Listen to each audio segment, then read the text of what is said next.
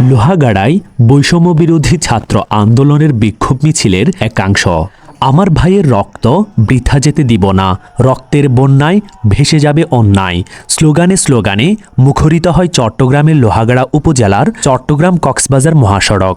বৃষ্টিকে উপেক্ষা করে শনিবার বিকেল ৩টায় উপজেলার পদুয়া স্টেশনের মহাসড়কে আনুমানিক ১৫০০ বিক্ষোভকারী হাতে লাঠি নিয়ে মিছিল করে। বিক্ষোভ মিছিলে উপজেলার কলেজ ও মাদ্রাসার শিক্ষার্থীরা অংশগ্রহণ করেছে বলে জানা গেছে।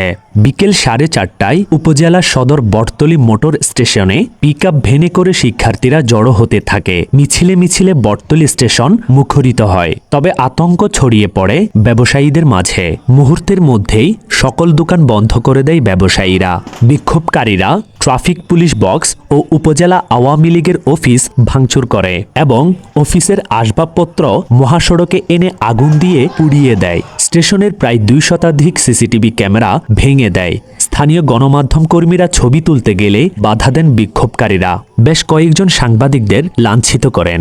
শিক্ষার্থীরা জড়ো হয়ে বিক্ষোভ মিছিল বের করলে ধীরে ধীরে বিভিন্ন শ্রেণী পেশার লোকজন ছাত্রদের মিছিলে যোগ দিতে দেখা যায়। এ সময় টহলরত পুলিশ বাহিনীর সদস্যরা সরে যেতে দেখা গেছে। বিক্ষোভ মিছিল চলাকালীন সময়ে পুলিশ কাউকে গ্রেফতার করেনি।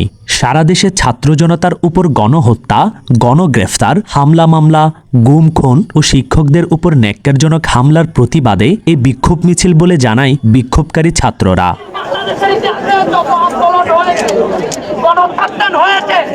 সব আন্দোলন ছিল শান্তিপূর্ণ, সুতরাং আপনাদের সবাইকে শান্ত থাকতে হবে।